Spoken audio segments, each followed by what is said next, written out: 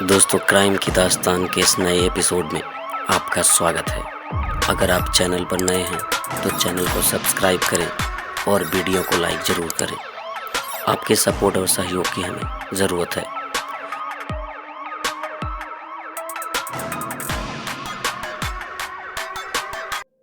कई खौफनाक हवेलियों के किस्से अब तक आपने सुने होंगे, मगर ऐसी कोई हवेली नहीं थी जहां कोई रहता हो। इसलिए दास्तान कितनी सच है और कितनी झूठ, ये शक हमेशा बना रहता था। मगर आज जिस हवेली की कहानी हम आपको बता रहे हैं, वहाँ एक परिवार रहता है और साथ में रहती है रमिया, जिसे मरे 200 साल का वक्त गुजर चुका है। अगर वक्त के पन्नों का हिसाब लिया जाए तो दास्तान करीब 200 साल पुरानी है। उत्तर प्रदेश में एटा के पास एक हवेली है। वीरान नहीं, बाकायदा आबाद है एक परिवार के लोगों से, मगर तबाह है एक रूह से।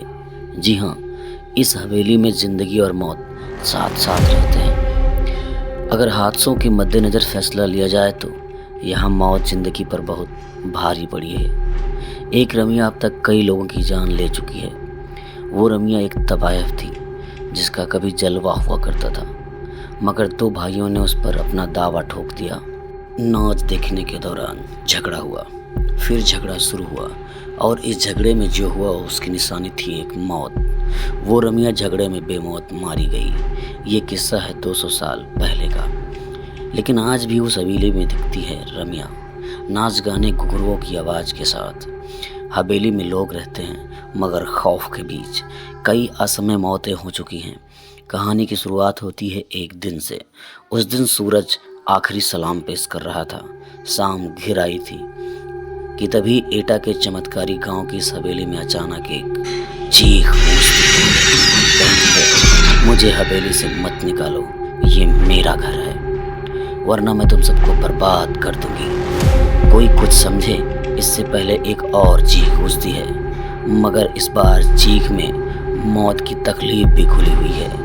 पानी पानी कराहने की आवाज़ के साथ कोई लड़की पानी मांगती है। ये वाकया कहीं और का होता तो शायद कोई न कोई तो मदद के लिए आ भी जाता, मगर इस बार गांव में हर कोई डर से सहम जाता है, क्योंकि पिछले कई दशकों से ऐसी चीखें इस हवेली से निकलती रही हैं और लोग कांपते हुए सुबह का इंतजार कर रहे हैं। इस हवेली के मालिक सत्येंद्र तोमर कहते हैं कि यहाँ सब पहले ठीक था, लेकिन धीरे धीरे ये दिक्कत बढ़ती गई। यहाँ घुंघरुओं की आवाज़ें सुनाई देती थी, नाचने की आवाज़ें। इस तरह प्रॉब्लम क्रिएट होती रही।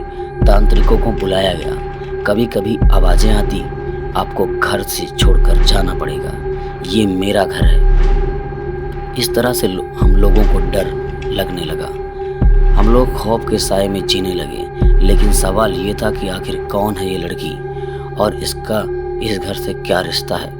क्यों दिन ढलते ही इस हवेली के पास से होकर गुजरने वाले रास्तों पर कब्रिस्तान सा सन्नाटा पसर जाता है और एक अजीब अजनबी सी लड़की इस हवेली में भटकती दिखाई देती है। कभी झरोखी से झांकती तो कभी हवेली की छत से टकटकती लगाए दूसरे किसी मुसाफिर का इंतजार करती।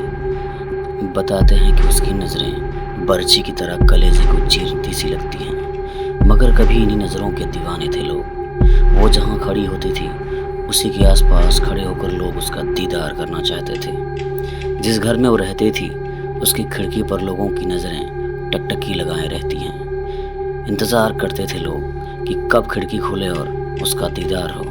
ऐसा जलवा था रमिया का। इस हवेली के आसपास रहने वाले लोग बताते हैं कि इस हवेली में से एक खूबसूरत सी लड़की निकलती थी, जिसे वो जब पकड़ने की कोशिश करते वो बिल्ली बन जाती थी। आज इस कोठी में जिंदगी और मौत दोनों का बसेरा है। दूसरी हवेलियों की तरह यह हवेली खाली नहीं है। यहाँ गुजरे दौर की तवायफ रमिया की रूह भी रहती है और इस कोठी के मालिकान भी।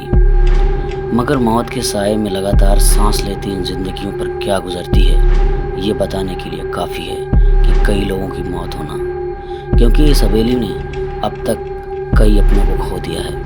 हद तो यह है कि इस हवेली के बच्चे भी शैतानी करने या चहकने से पहले सोचने लगे हैं।